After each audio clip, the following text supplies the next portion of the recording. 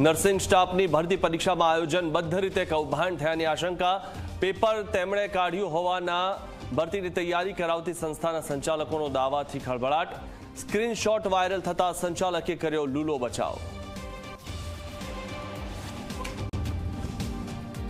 રાજ્યના વર્ષ 2025-26ના બજેટની તૈયારીઓ પૂરજોશમાં। બજેટને આખરી ઓપ આપવા મુખ્યમંત્રી રવિવારે નાણામંત્રી સાથે કરશે બેઠક।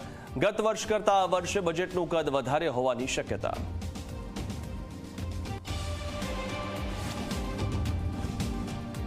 વડોદરામાં રખડતા ઢોરે એકનો જીવ લીધા બાદ જાગ્યું તંત્ર। કોર્પોરેશને રખડતા ઢોરને પકડવા 18 ટીમ બનાવી। પોલીસે સાથે રાખીને 3 શિફ્ટમાં કામ કરશે ટીમ।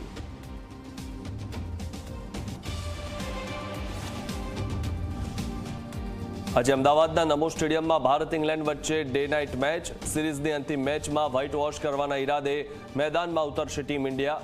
અંગદાનને પ્રોત્સાહન આપવા માટે આજની મેચમાં શરૂ કરાશે ખાસ અભિયાન।